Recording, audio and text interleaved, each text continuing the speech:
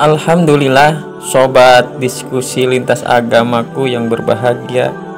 Kita berjumpa kembali di diskusi lintas agama yang dilaksanakan oleh Apologet Islam Indonesia, yang begitu menarik, berisi penuh literasi, menguatkan keimanan dan ketakwaan kita, dan memberikan pencerahan bagi orang-orang yang ingin menemukan kebenaran yang sesungguhnya.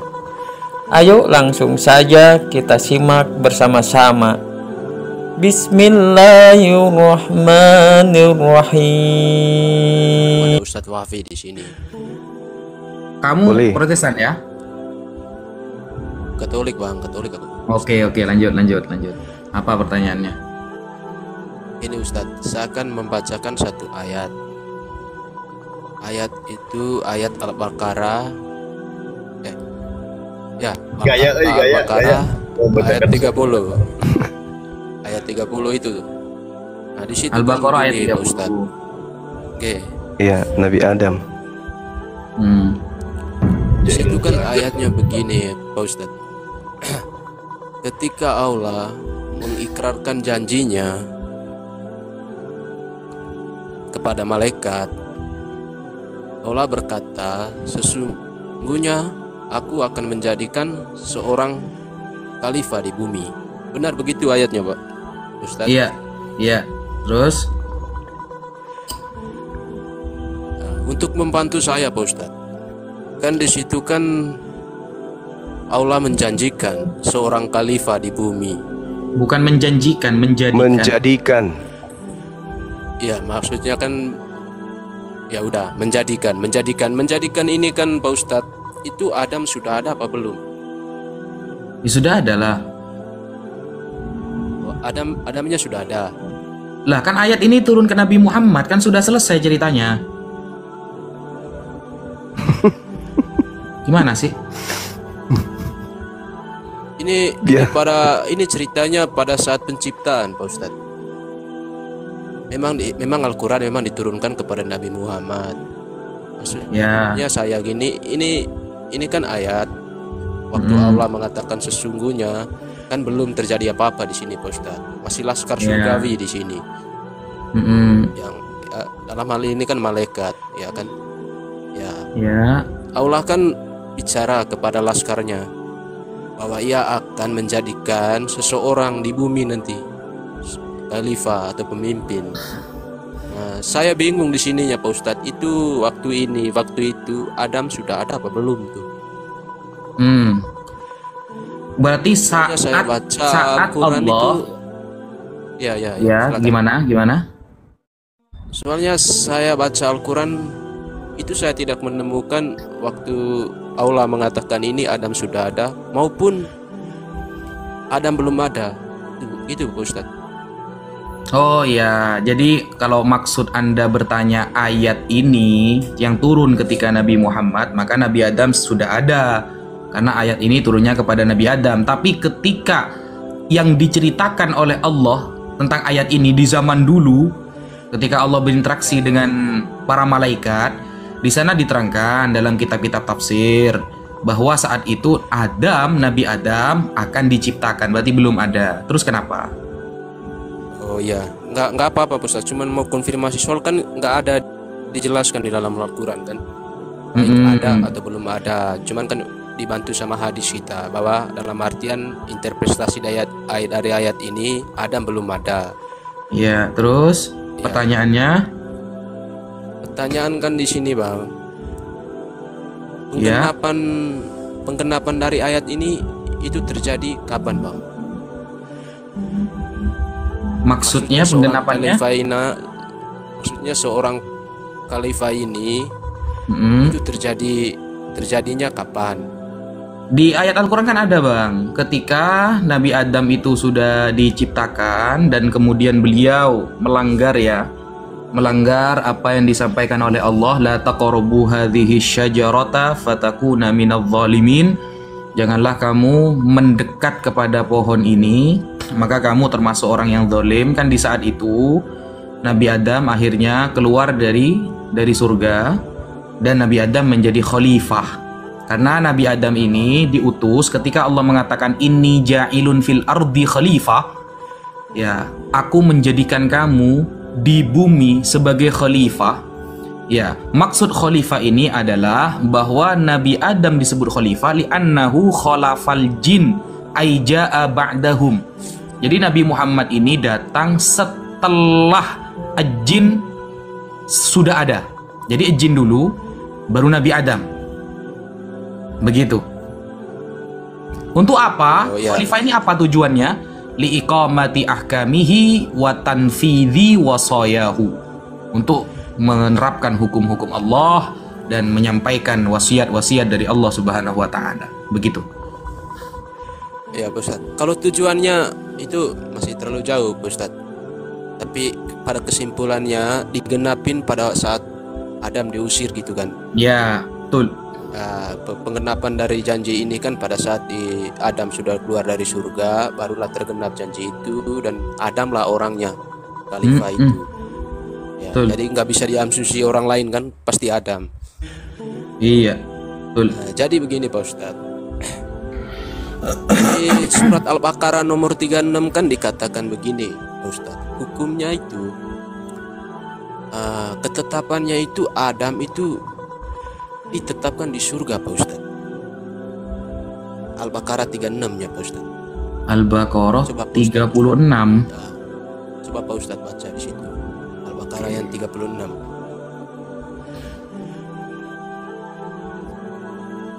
Oke, terus di situ kan permulaan ciptaan Adam ini diciptakan untuk ditetapkan di surga kan Pak Ustaz. Ya. Begitu kan Pak Ustaz. Ya. Terus menyangkut dengan khalifah tadi. Gini aja Pak Ustaz, saya juga bingung menguraikannya. Kalau misalnya ada ditetapkan di surga, itu ketetapan pada mulanya. Siapa yang membatalkan ketetapan ini untuk ada menjadi khalifah, Pak Ustaz?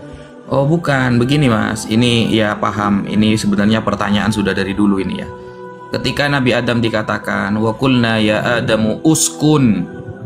Ya, wahai Adam, bertempatlah kamu, diamlah kamu, antah kamu wa zaujuka dan pasangan kamu. Al jannata di surga. Wakula dan makanlah kalian berdua minha dari surga itu rogo dan haitsu syi'tuma, terserah. Cuma wala taqraba hadhihi syajarah fatakuna minadh dhalimin. Nah, ketika Nabi Adam sudah melakukan pelanggaran dengan mendekat kepada asy-syajarah, pohon yang dilarang oleh Allah, ternyata fa'azallahuma syaitan anha fa akhrajahuma mimma kana fih. Lalu setan ya menggoda Nabi Adam dan Sayyidah Hawa dari gangguan untuk mendekat dari syajarah tersebut, maka Allah mengeluarkan keduanya. Nah, Allah di dalam agama Islam, kita itu ada konsep yang namanya qada dan qadar, Mas. Allah sudah mengkodokkan. Qada apa? Qada adalah sesuatu yang telah Allah tulis, telah Allah tentukan sebelum segala sesuatu ada. Itu ya. Qada adalah sesuatu yang telah Allah tetapkan sebelum segala sesuatu ada. Qadar adalah realisasinya. Sekarang ini sudah terjadinya ini, sesuai dengan yang dulu. Itu namanya qadar. Allah sudah menetapkan dalam qada bahwa Nabi Adam sebagai khalifah. Lalu Allah itu sudah menetapkan bahwa nanti yang akan menyampaikan hukum-hukum Allah, wasiat-wasiat Allah adalah Nabi Adam. Sebenarnya syaitan ketika menggoda Nabi Adam, Allah tahu bahwa Nabi Adam nanti akan terpeleset khilaf, bukan bermaksiat ya. Nabi Adam bukan bermaksiat, bukan berdosa, terpeleset, terjadi khilaf kepada Nabi Adam. Karena kalau kita bahas, loh kan gara-gara dosa Nabi Adam kan beliau itu diturunkan, bukan gara-gara karena jadi khalifah. Oh tidak, Nabi Adam itu ketika mendekati pohon ini menggunakan kata amar ghairu lazim, perintah yang tidak menuntut untuk kewajiban. Allah cuma mengatakan wala taqraba hadhihi syajarah. Perintah itu ada kalanya dua, Mas. Ada kalanya wajib, ada kalanya sunnah. Ya, ada kalanya sunnah.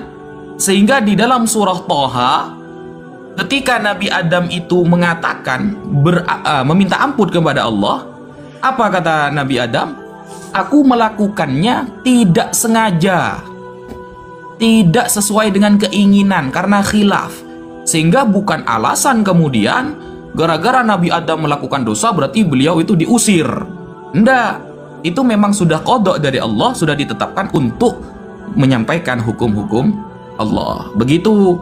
Jadi salah kalau ada orang mengatakan Nabi Adam berdosa gara-gara mendekati pohon khuldi misalnya. Bukan. Itu jawaban saya ini tertulis di dalam kitab Ismatul Anbiya yang ditulis oleh Al-Imam Fakhruddin Ar-Razi. Ya, begitu Mas. Baik Pak Ustadz, menarik penjelasannya tadi Pak Ustadz. Saya tangkapnya begini tadi, poinnya itu bahwa Allah akan menetapkan Adam ini menjadi khalifah di bumi. Begitu kan Pak Ustadz? Betul. Jadi dari sejak semula Allah udah tahu bahwa Adam itu ditetapkan untuk menjadi khalifah. Oke. Betul. Jadi di sini bisa nggak kalau kita fitnah bahwa Adam keluar dari surga itu karena kehendak Allah? Jika penarikan simpulannya begitu Pak Ustadz, coba uraikan ulang Pak Ustadz. Begini, berarti Anda gagal paham dalam hal kodoknya. Jadi begini Mas ya, Allah memberikan kita ikhtiar dan Allah yang akan menghendakinya. Contoh, saya kasih contoh gampang ya.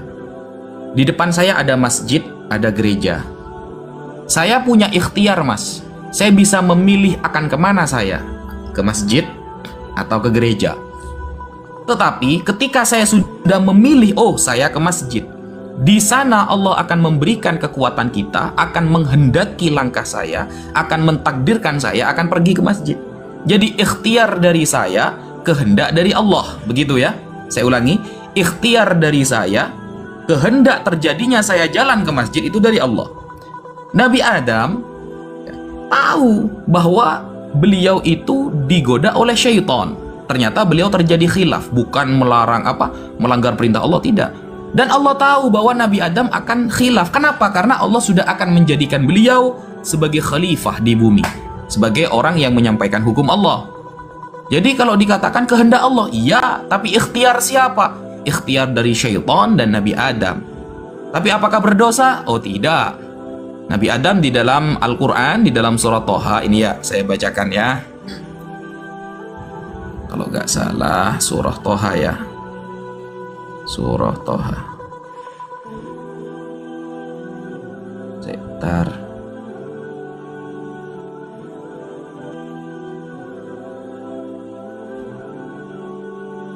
Waduh. Ada. Waduh, saya ntar ya.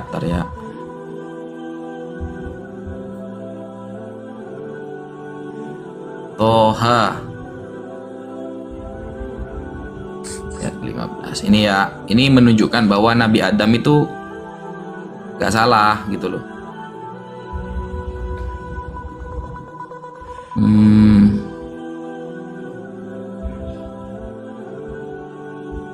Bukan ternyata, bukan Thaha. Saya lanjut dulu Bang Zuma, saya sambil nyari ayatnya.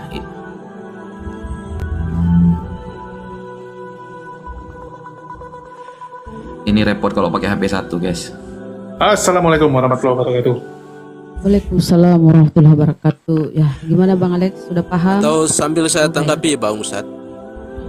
Saya pakai HP 1 soalnya. Jadi saya nyari anunya dulu ya. Saya ketik di layar satunya ini. Oke, siap. Saya bacakan Al-Quranul Karim, Surah Al-Baqarah. A'udzubillahi minasyaitonirrajim.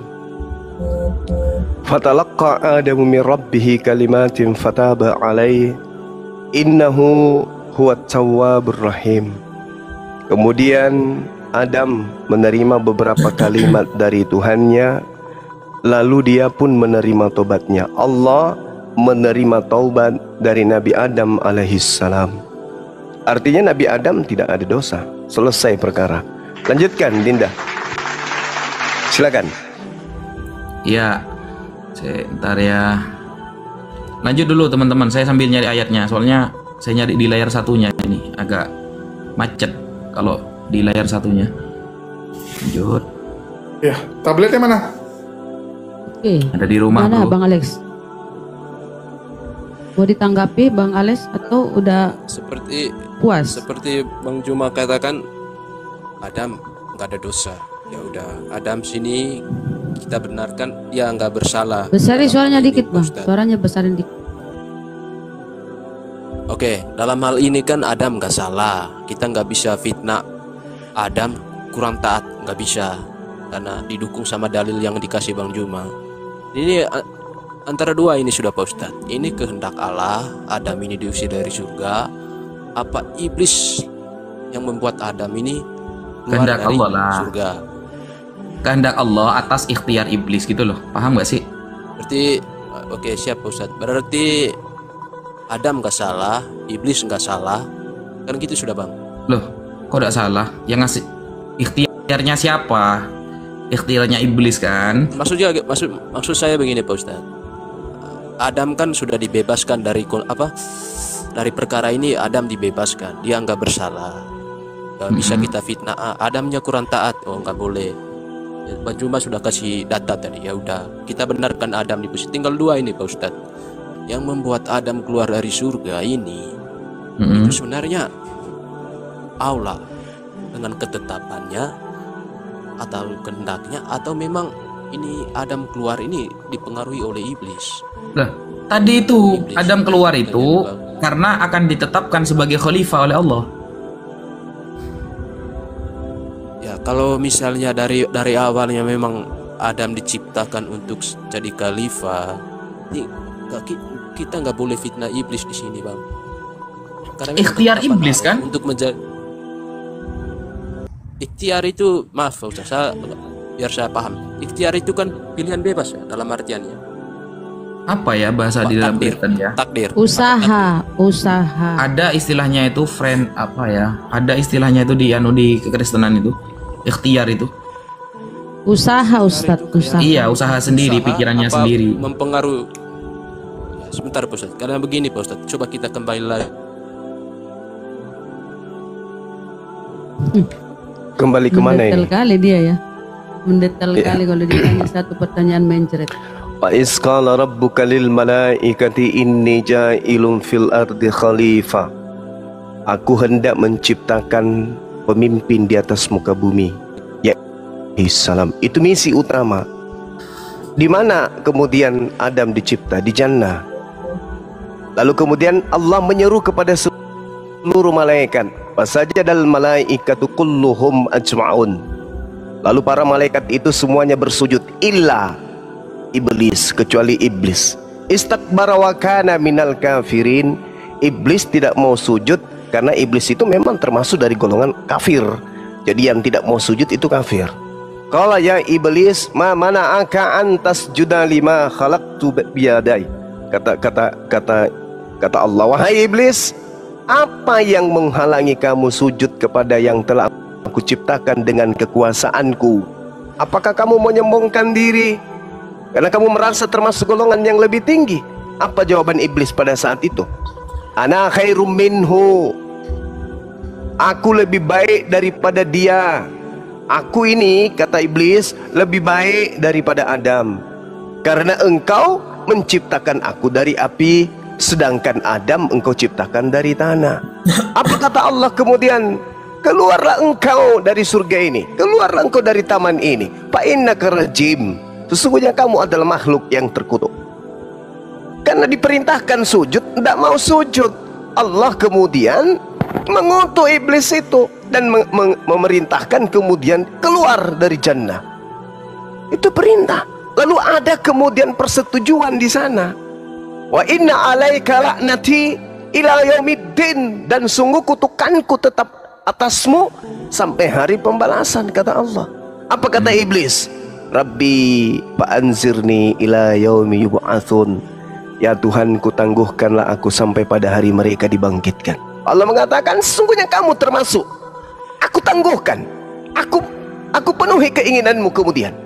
ila yaumi waqtil maqlum, sampai pada hari yang telah ditentukan waktunya. Lalu apa kata iblis?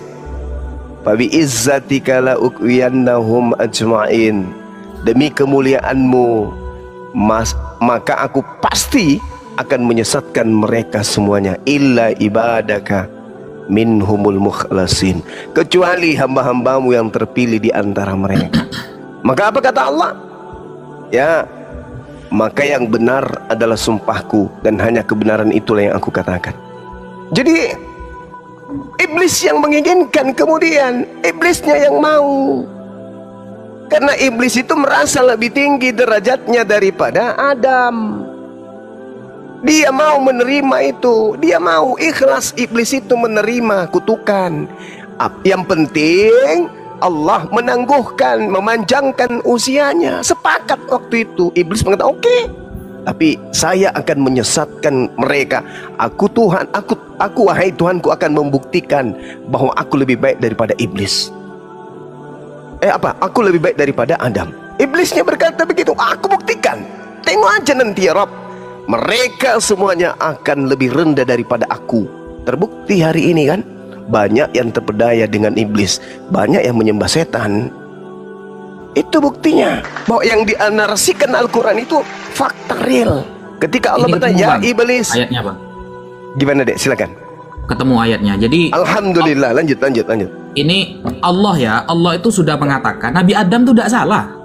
Bukan gara-gara buah khuldi dia itu dikeluarkan dari surga. Betul kata Bang Zuma tadi. Ya setan yang salah karena ikhtiarnya dia gitu loh.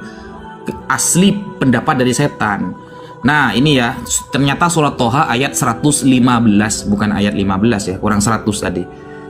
Karena ayat ini sudah dulu saya catat, ini baru ketemu ya. Saya bacakan. Bismillahirrahmanirrahim. Walaqad ahidna ila Adam min qablu. Dan sungguh kami telah berpesan kepada Nabi Adam dahulu, kepada Adam dahulu. Sudah dipesan oleh Allah bahwa jangan sampai tergoda oleh syaitan. Nah, fanasiyah. Tapi Adam lupa. Ini Allah yang menarasikan ya. Tapi Nabi Adam lupa. Walam najid lahu azma, dan kami tidak mendapati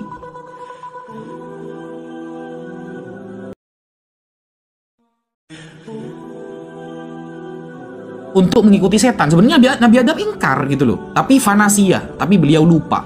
Sehingga turunnya Nabi Adam itu karena memang Allah menjadikan beliau khalifah, bukan karena gangguan setan lalu diusir sebagaimana orang-orang mengatakan. Tidak. Maka betul yang disampaikan Bang Zuma tadi, jangan fokus kepada cerita ini, tapi fokus ketika cerita iblis disuruh sujud, dia sombong, dia tidak mau, sehingga saat itu dialah justru yang dikeluarkan dari surga. Sampai tadi ya ada ayat yang disampaikan Bang Zuma, anzirni ila yaumi yub'atsun, kata iblis. Kalau memang aku diusir ya Allah, berikan aku kehidupan sampai hari kiamat, aku akan mengganggu anak cucu Adam. Maka Allah menepati keinginannya. Innaka minal munzorin, ya kamu akan dihidupkan sampai hari kiamat ya, sehingga banyaklah yang tidak menyembah Allah ya, yang ingkar. Lanjut Bang Zuma, itu ayat Toha ya, Toha 115. Oke Bang, jadi saya agak sedikit paham ini. Jadi jika kita bebaskan Adam dari perkara ini tidak bersalah, pertanyaannya Pak Ustadz, kenapa Adam meminta ampun dan Allah menerima tobatnya? Apa salah Adam, Pak Ustaz? Silakan. Ya, lafalnya kan begini, fa'aso Adamu rabbah. Ya. Oh, kalau secara terjemahan kita tidak paham Al-Quran, tidak paham maksudnya, seolah-olah Nabi Adam bermaksiat. Tidak, begini loh Mas. Ini ya, ini pelajaran Islam ya, yang tidak ada di teman-teman Kristen. Ini di Islam ada. Sunnah, tapi kalau diarahkan ke orang-orang yang dekat dengan Allah, para nabi, itu seperti wajib Mas. Para nabi melakukan hal sunnah ka'annahu wajib, seperti hal yang wajib. Beda dengan kita. Kita kalau perkara sunnah itu dilakukan dapat pahala, gak dilakukan boleh. Kalau kita kan sunnah malah ditinggalkan. Kalau para nabi enggak. Nabi lupa saja, itu Nabi sudah mengatakan minta ampun kepada Allah. Itu makanya Nabi itu kan maksum, terjaga dari dosa, sehingga khilaf sedikit saja mereka langsung meminta ampun kepada Allah Subhanahu wa taala. Andaikan lupa, sifat lupa itu diarahkan kepada kita, itu gak dosa sebenarnya. Makanya kata Rasulullah, rufi'al qalam. Ya, catatan amal baik dan buruk akan diangkat oleh Allah ketika orang itu lupa.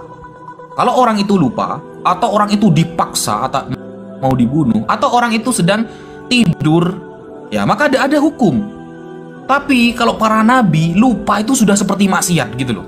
Lupa itu sudah seperti maksiat. Makanya ketika Imam Syafi'i, gurunya Imam Syafi'i, ditanyakan bagaimanakah hukum orang yang sholat, di dalam sholatnya dia lupa kepada Allah, lupa rokaat kedua atau lupa rokaat ketiga, maka guru Imam Syafi'i mengatakan dia harus berpuasa selama 2 tahun. Karena kalau di sholat saja dia lupa kepada Allah, berarti dia harus puasa selama 2 tahun. Nah ini orang-orang yang dekat dengan Allah, lupa saja itu sudah dianggap maksiat. Nah kita harus tahu bahwa kata maksiat kalau diarahkan ke kita kan berzina, membunuh, riba, dan lain sebagainya. Tapi kalau para anbiya, para nabi yang dijaga oleh Allah dari dosa-dosa, terpleset sedikit saja, padahal cuma lupa, andaikan diarahkan ke kita itu gak apa-apa aslinya. Tapi itu menjadi seperti kesalahan fatal bagi para nabi. Paham? Oke Pak Ustaz, sebentar. Nanti ceramahnya di belakang Pak Ustaz. Sampai di sini paham saudara? Saya ulang lagi. Ya sebentar. Saya ulangi lagi pertanyaan Pak Ustaz biar enggak. Loh, ini jawaban bukan ceramah ini. Ya oke. Lah kan kamu nanya tadi, aso. Ya, apa kesalahan Adam? Kenapa kok minta ampun kan begitu? Pertanyaan kamu. Maka saya jawab, Mas. Menjawab lupa saja itu sudah dianggap salah oleh Nabi Adam gitu loh. Coba di mana kita temukan dalil bahwa Adam itu lupa? Biar enggak ada fitnah Adam kita. Ya tadi kan sudah saya baca, Mas, surat Toha ayat 115, kuculu. Surat Toha ayat 115, Salahuddin Wahid.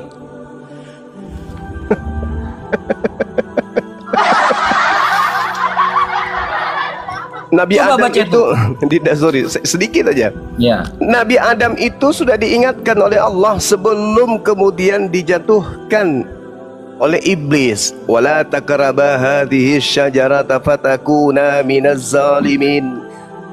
Dan janganlah kamu dekati pohon ini, nanti kamu termasuk orang yang zalim. Kan sebelumnya Allah perintahkan kepada mereka, wahai Adam, tinggallah engkau dan istrimu di surga, makanlah dengan nikmat berbagai makanan yang ada di dalamnya sesuka hatimu. Tetapi kata Allah, jangan dekati pohon ini, nanti kamu termasuk orang zalim. Nah itu perintahnya. Tapi Nabi Adam lupa atas perintah itu. Ketika iblis datang, dibuat lupa kemudian sampai dia makan. Makanya Allah kemudian mengajarkan beliau bertobat, dan Allah menerima tobatnya. Fatalaqqa Adamu min rabbih kalimatin fataba alaihi innahu huwat tawwabur rahim. Gak ada masalah di situ. Clear, very clear, kata pendeta siapa itu? Temannya Adam salah ya juga. Iya, lanjut Dinda, lanjut. Artinya Adam salah. Buka dulu ayat Toha 115, buka dulu biar kamu gak nanya-nanya terus. Mana ayatnya bahwa Adam lupa? Surat Toha ayat 115, fanasia, maka lupa Adam itu kan ayatnya begini nih. Walaqad ahidna, kata Allah, kami sudah memberikan pesan kepada Adam, ila Adam min qablu, sebelumnya Allah sudah ngasih pesan nih, jangan sampai tertipu sama iblis. Fanasia, maka Adam lupa. Walam najid lahu azma, dan Nabi Adam tidak punya azam, tidak punya niatan mau sengaja mau melakukan pelanggaran itu gitu loh. Coba dibuka dulu biar sampai ndak nanya-nanya lagi, di awal sudah dikasih ayat.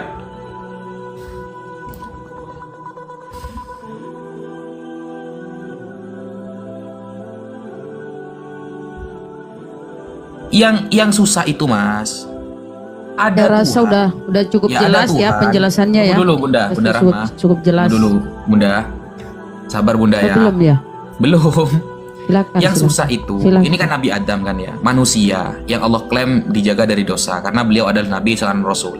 Yang susah itu ada Tuhan mengizinkan roh kejahatan masuk kepada suatu makhluk sampai ada orang ya yang berternak babi itu rugi 2000 babinya. Wah, itu bahaya itu.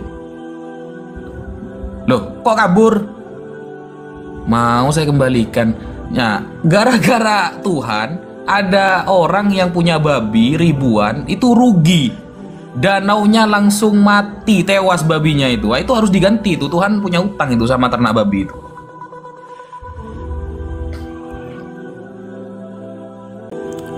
Demikian sahabat diskusiku, penyajian diskusi ini saya sajikan.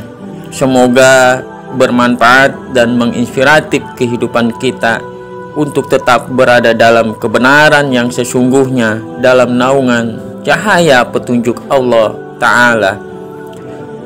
Sampai berjumpa kembali di diskusi video selanjutnya. Atas perhatian, dukungan, subscribe-nya saya ucapkan terima kasih. Semoga menjadi nilai kebaikan. Saya akhiri. Wassalamualaikum warahmatullahi wabarakatuh.